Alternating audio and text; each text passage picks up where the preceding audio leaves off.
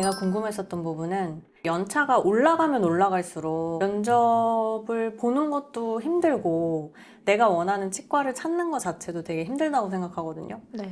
근데 어떻게 이력서만 이렇게 톡톡 낼 때마다 면접을 보라고 하고 또 면접에서도 되게 좋은 결과를 지금 보고 계시잖아요. 계속 네. 원장님이 제발 와달라고 막 그 노하우가 진짜 너무 궁금한 거예요. 도대체 어떻게 하길래 네. 원장님들이 그렇게 좋아할까, 그렇게 원할까. 제가 이력서 부분에 대해서 원장님들께 진짜 좋은 피드백을 많이 받았어요. 어떤 피드백을 받아요? 한 3분 이상이 응. 이력서 얘기를 하시더라고요. 계속 음. 이력서를 보시면서 되게 재밌다 어. 이러시고, 한 원장님은 어떤 사람인지 너무 궁금하다고, 이 사람은 진짜 사기꾼 아니면 진짜 능력자다.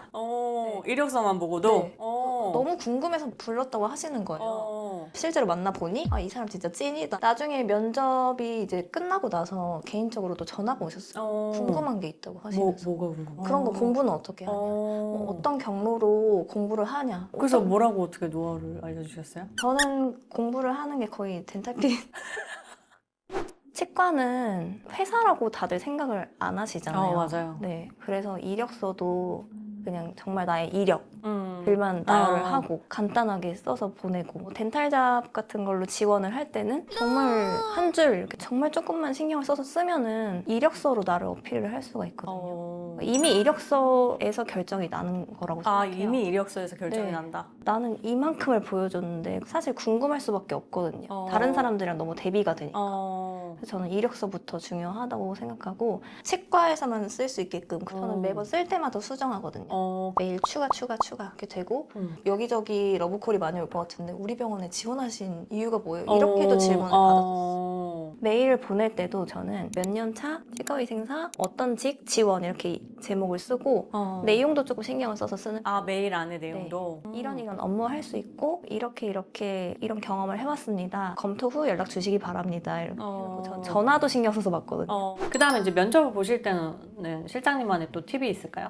전 면접을 볼 때는 복장부터 신경을 쓰는 편이고요. 복장을 절대 캐주얼하게 편하게 입고 가지 않고 그 병원에 대한 좀 존중이라고 생각하거든요. 복장은. 그래서 복장도 정장 차림으로 가는 편이고요. 네. 신발도 뭐 운동화나 이런 건 신지 않고 단정한 단화 이런 거 신고 가고, 병원에 딱 들어갔을 때부터가 시작이잖아요. 면접의 시작이라고 생각합니다. 직원분들이랑도 인사 잘 하고 면접을 기다릴 때 대기실에 앉아 있는데 대기실에서도 저는 절대 핸드폰을 꺼내거나 핸드폰을 보지 않습니다. 왜요? 이렇게 서치하거나 할 수도 있잖아요. 병원에 대한 모니터링을 한다거나. 그거는 이미 끝내고 와야 하고요. 끝내고 와야 네. 되고. 누군가 나의 태도를 지켜볼 수 있기 때문에 정자세로 앉아서 기다린다든지, 아니면 병원의 대기실에 이런 게 비치되어 있구나, 아니면 원장님 상패 같은 것도 한번 보고 직원들이 환자를 어떻게 대하는지 그런 것도 보면은 이 병원은 이런 분위기구나를 알 수 있거든요. 분위기를 잘 살펴보는 편이에요. 기다리는 순간에. 기다리는 순간에. 핸드폰은 절대 보지 않습니다. 그럼 일반 환자랑 다를 게 없다고 생각해요. 저는 제가 먼저 원장님께 소개를 하는 편이에요. 뭐 명함이라도 꺼내서 뭐 인사하나요?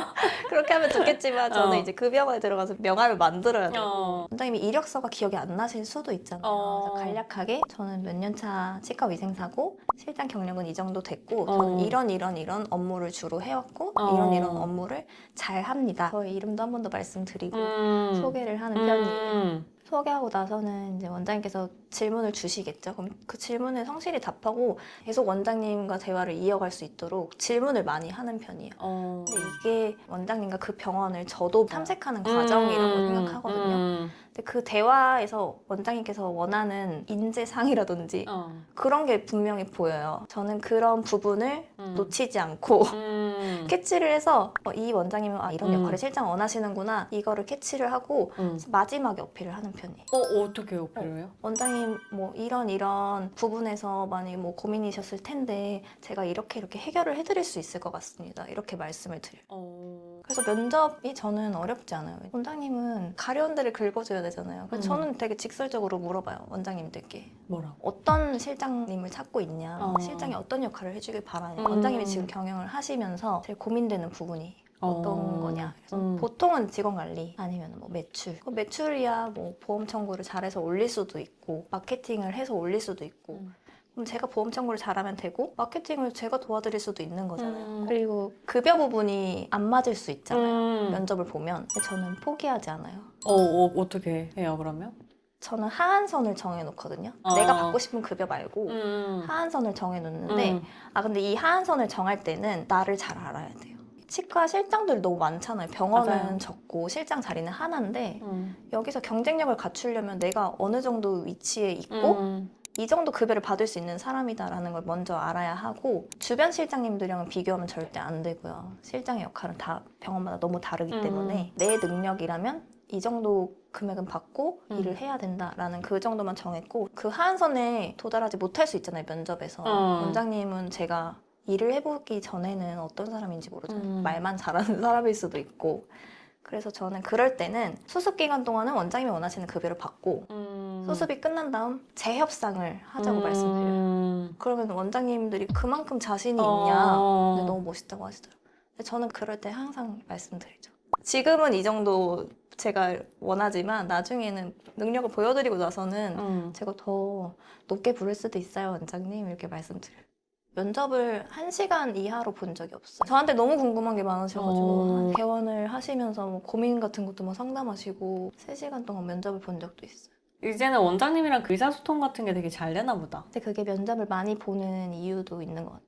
여러 타입의 원장님들과 대화를 많이 해봤기 때문에 면접을 많이 보는 것도 저는 추천을 드리고 싶어요. 면접의 마지막에 원장님께서 뭐 더 할 말 없냐 하면 제가 지금까지 정리한 거 있죠. 사보험 교육을 한 자료, 제가 뭐 교육한 자료, 이런 PPT나 아니면 매뉴얼 만든 거 이런 것들을 저는 이렇게 정리를 하고 있고 이런 식으로 교육을 합니다. 제가 보여드릴 수 있는 건 진짜 다 보여드리는 것 같아요. 그 면접장에서. 네. 근데 이게 어떤 면접이든 치과계는 되게 좁아요. 그 원장님은 어디서 어떻게 또 만날지 모르고 또 다른 기회가 나한테 올 수 있다는 마음이 있기 때문에 저는 모든 면접에서 정말 최선을 다해요. 면접을 보고 나면 기분이 되게 좋아요. 최선을 다했으니까. 네, 그리고 그 피드백이 너무 좋아요.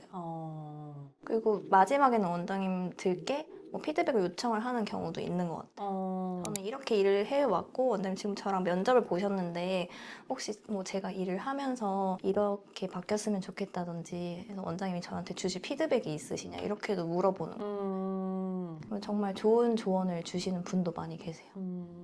중간에 원장님이랑 이게 대화를 할 때 제가 생각하는 부분이 아닐 수도 있잖아요. 그 병원이 실망하는 부분이 있더라도 절대 티를 내지 않아요.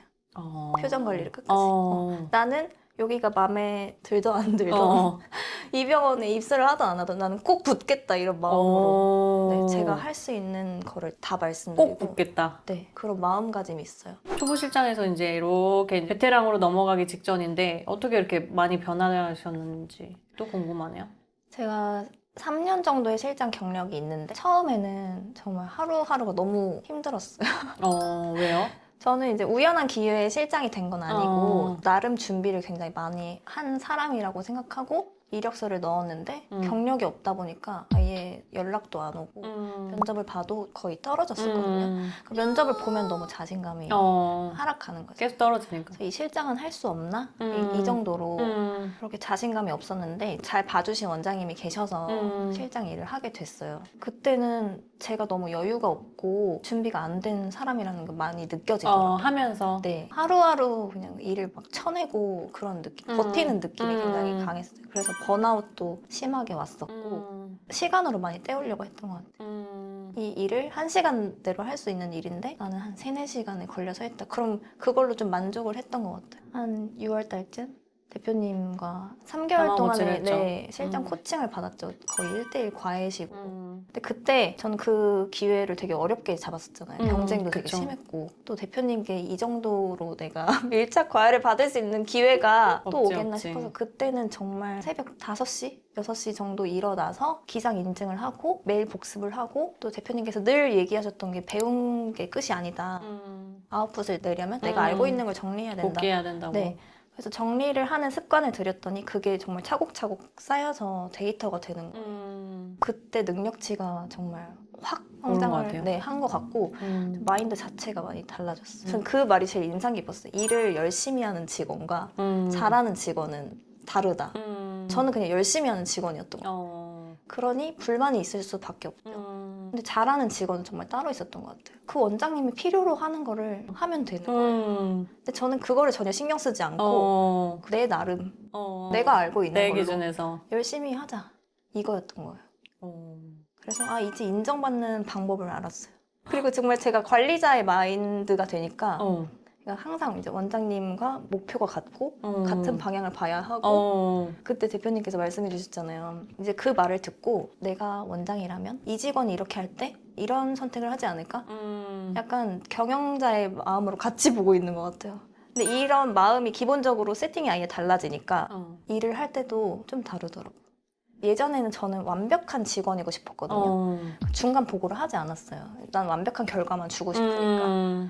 근데 이제 원장님은 완벽한 결과보다는 중간 보고를 하면서 그치, 수정을 그치. 하는 방향을 더 좋아하시잖아요. 그래서 중간 보고를 굉장히 많이 했고 원장님이랑 대화하는 시간도 더 늘어나더라고요. 근데 그러다 보면은 원장님이 이런 방향으로 치과를 경영을 하시고 계시구나. 원장님은 이런 분이구나라는 걸 더 잘 아니까 제가 원장님 파악이 쉬운 거죠. 원장님 원하는 대로 일을 할 수가 있고 중간 보고를 계속 드리면은 빨리 수정할 수 있고 원하는 방향으로 빨리 도달할 수 있고 그런 거가 아예 바뀌어 버리니까 일을 하기가 훨씬 쉬워요. 이제 어려운 일이 없어.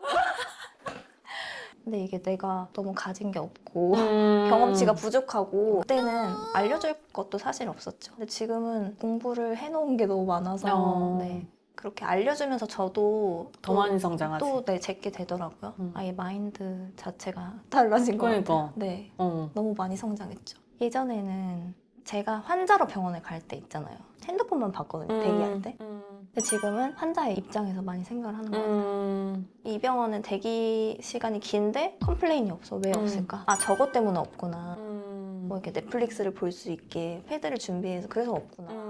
대기 시간 되게 즐기는 느낌을 받았고 우리 병원에 적용해보려고. 이렇게 적용을 하면 좋겠다라는 부분을 메모를 하고 좋은 의견이 있다면 저는 바로 원장님께 말씀드려요. 마케팅 같은 것도 배우고 나면은 원장님한테 저 이런 거 배웠어요. 원장님 이거는 이렇게 하는 게 좋대요. 우리 이렇게 바꿔보는 거 어떠세요? 이렇게 하면 원장님이 늘 좋은 의견을 주신다고. 근데 컨설팅은 평생 할 수 있는 게 아니잖아요. 비용과 기간이 정해져 있고 내부에서 바뀌지 않으면은 결국 그 컨설팅은 실패인데 내부에 있는 사람이 내부 사정을 제일 잘 알겠죠. 그런 부분들이 원장님께 어필이 될 것 같아요. 내부에 늘 상주하는 사람이 앞으로 같이 상주할 사람들을 꾸준히 교육을 하고 그게 그 병원 걸로 만들어진다고 생각하거든요. 컨설팅보다는 내부에 유능한 인재가 있는 거를 당연히 원장님들은 그거를 좋아하실 것 같아요.